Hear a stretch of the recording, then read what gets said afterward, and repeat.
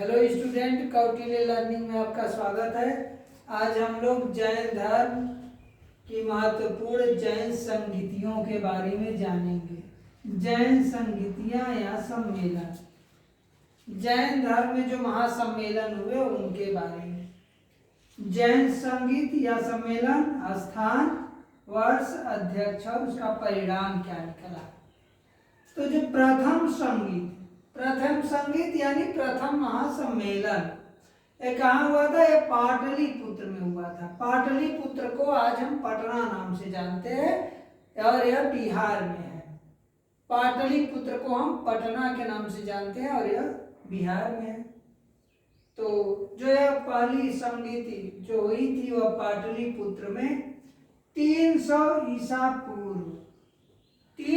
ईसा पूर्व यह महासम्मेलन हुआ था। लगभग आज से 52-5300 वर्ष पहले। इसके जो अध्यक्ष थे वो थे स्थूलभद्र। इस महासम्मेलन की अध्यक्षता स्थूलभद्र ने की थी। इस सम्मेलन में क्या हुआ था? लुप्त और बिखरे ग्रंथों को संकलित किया गया। यानी जैन धर्म के जो बिखरे हुए ग्रंथ थे और लुप्त हुए थे उनको ये संकलित किया गया एक जगह और उन्हें पुनः बेहतर रूप से लिखा गया और जैन धर्म का यहाँ विभाजन हो गया।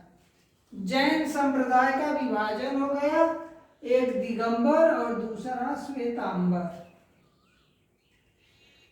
प्रथम बौद्ध संगीत में या महासम्मेलन में जैन धर्म का विभाजन हो गया, दिगंबर और श्वेतांबर। दिगंबर का नेतृत्व भद्रबाहु ने किया।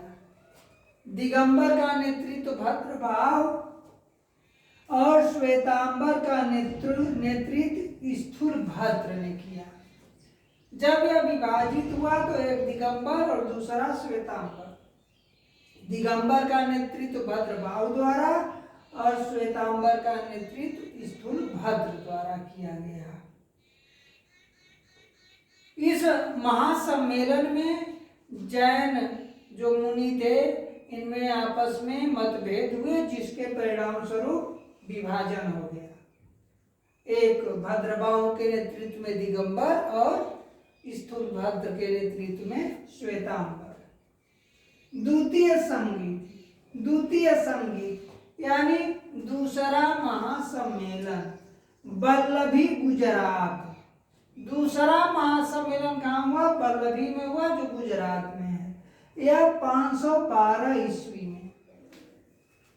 दूसरा महासम्मेलन वल्लभी गुजरात में हुआ 512 ईस्वी में और इसके जो अध्यक्ष थे वो थे देवाधिक्षमा श्रमण।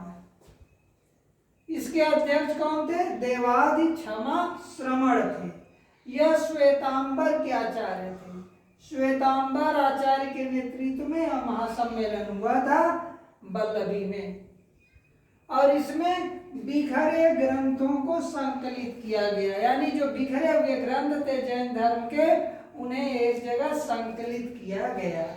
अब यहाँ हम लोग नोट महत्वपूर्ण चीज, जैन ग्रंथ अर्धमागधी भाषा में लिखे गए और प्राकृत भाषा में भी लिखे गए, क्योंकि उस समय आम लोगों की जो भाषा थी वो प्राकृत भाषा थी। इसलिए जैन धर्म के उपदेश और ग्रंथों को अर्धमागधी और प्राकृत भाषा में लिखे गए। संस्कृत भाषा का उपयोग जैन धर्म में भी पाया जाता है, लेकिन आम बोलचाल की भाषा अर्धमागधी और प्राकृत भाषा का प्रचलन ज्यादा किया गया, क्योंकि आम लोगों की जनसामान्य की भाषा थी और संस्कृत का कम उपयोग किया गया।